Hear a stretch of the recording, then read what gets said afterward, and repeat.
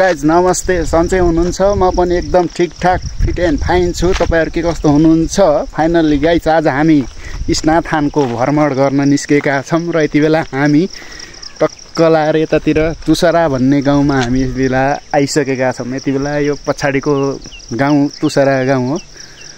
यति बेला हाम्रो साथमा तारपति दाइ उता फोटो खिच्न लाग्नु भएको छ भने म यतातिर भ्लग बनाउँदै छु।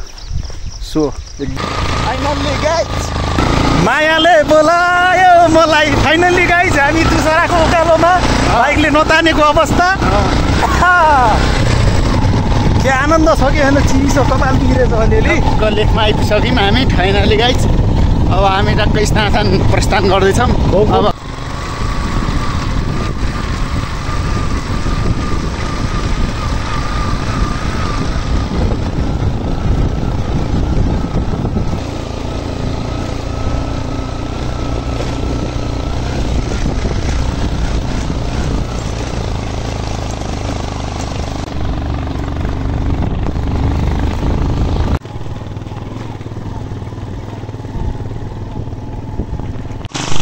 फाइनल्ली गाइज हामी तुसरा गाउँको अवलोकन गर्दैछौँ। एक्कलाएर तल तल देखिएको एकदम झिम्रू खोला हो र यो टक्कलाएर एकदम पाखो तुसरा गाउँ। बाटोको हालत यस्तो छ गाइज, बाटोको हालत यस्तो छ। त्यही भएर अब उहाँ बाइक परल रोक्नु भएको, म एकदम हिँड्दैछु। गाह्रो छ अब यो बर्खा मासको बाटो पानीले बिगारेर राति पानी परेको थियो। टक्कलाएर खोलेर ढुङ्गै ढुङ्गा गराएको छ बाटो पनि। बाइक हिँड्न एकदम गाह्रो भइरहेछ हाम्रो दाजुलाई। म एकदम हिँडिरहेको छु।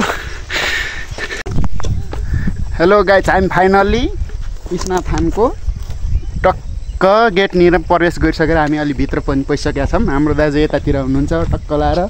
हामी जानुपर्ने चाहिँ टक्क लाएर यो माथिको देख्नु भएको नि मन्दिर टक्क लाएर चाहिँ यो वरिपरिको टक्क लाएर दृश्य। अब हामी योदेखि माथि र टक्क यो सिँढी चढेर माथि पुगेर हामी टक्क यताउति भ्यू देखाउँछौँ। टक्क ल प्रवेश गरियो है त। ल टक्क लाएर मैले घन्टी बजाएँ, दर्शन गरेँ। अब हामी यो टक्क लाएर ग्रेट वाल अफ जस्तो सिँढी चढ्दैछौँ है हामी।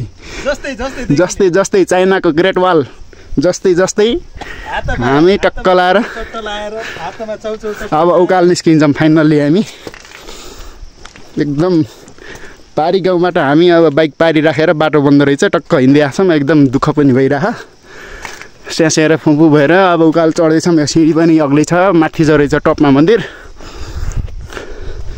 बाँकी अब हामी कर्मस्थ रूपमा देखाउँदै जानेछौँ। यस्तो छ भ्यू चक्क लाएर तल चाहिँ यो स्नाथान नजिकको गाउँ।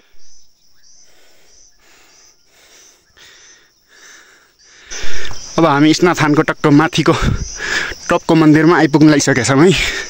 दाइ माथि पुगिसक्नु भएको छ। म चाहिँ यहाँ हिँड्न दुःख भएर बिस्तारै निस्किँदैछु यो सिँढी। हामी तलदेखि सिँढी चढेर माथि आइसकेका छौँ। अब हामी टक्कै आइपुग्यौँ। अब दाजु उहाँ पुगिसक्नु भएको। ल गेटमा चाहिँ तल रे मन्दिर चाहिँ ऊ पर छ। घन्टी बजाएर चित्त बजाएर फर्किने होला। हामी बाहिरबाट दर्शन गर्छौँ। देखियो तर भित्र गएर हेर्नु चाहिँ पाइएन। गेटमा ताला लगाइयो रहेछ। ल यहाँ पनि दुइटै गेटमा ताला रहेको रहेछ। भित्र जान नपाएँ, हामी बाहिरबाट भिडियो गरायौँ।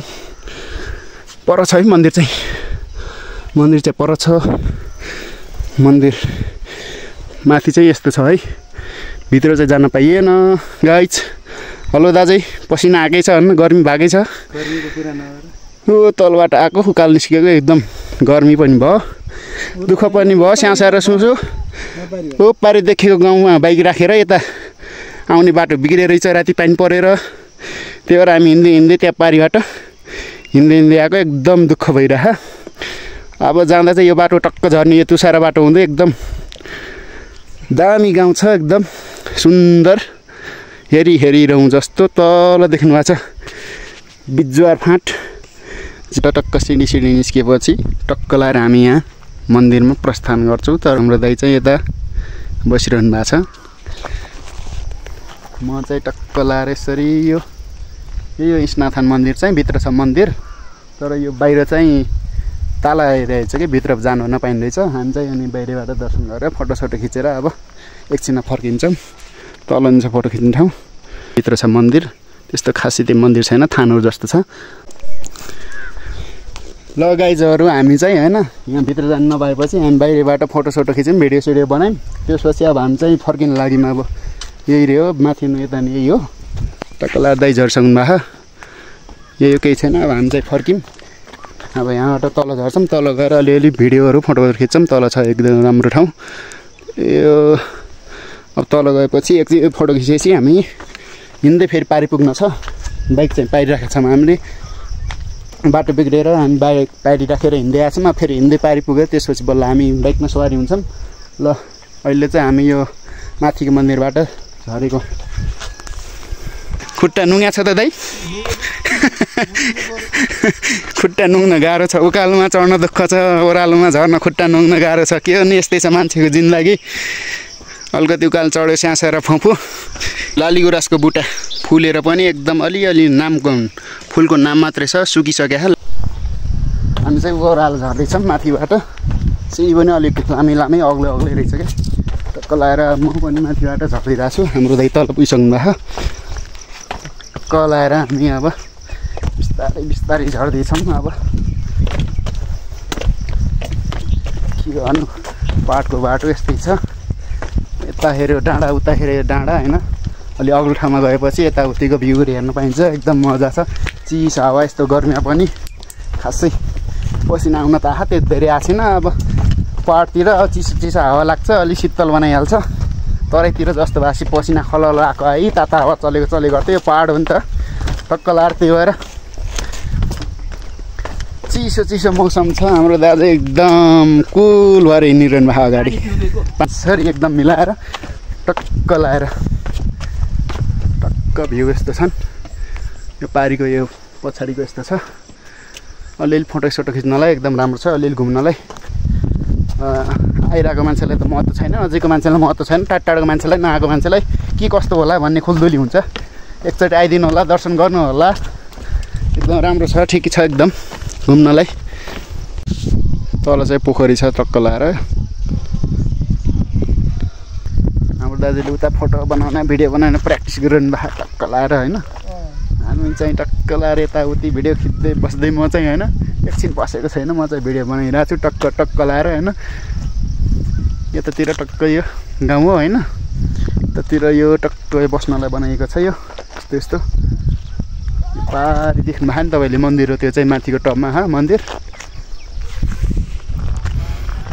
हाम्रो दाजु चाहिँ यतातिर गीत सुन्दै टक्क प्र्याक्टिस गर्दै हुनुहुन्छ टक्क। लगाइ चाहिँ हामी फाइनल्ली फर्किमा। अब यहाँ त पारी हिँड्दै जानुपर्छ, आधी घन्टाको बाटो। त्यसपछि हामी बल्ल अब यहाँ पोखरी छ, पोखरी कि अब के भन्ने यसलाई, कुण्ड के भन्छन्। खानपानीको धारा चाहिँ यहीँ भित्र छ। खानपानीको चाहिँ एकदम सुविधा रहेछ। र अब हामी फर्किन लाग्यौँ टक्क भएर। अब गेटबाट निस्केपछि हामी सकिन्छ। पानी खाने धारा चाहिँ यहीँ छ, टक्क पानीको सुविधा चाहिँ एकदम रहेछ है।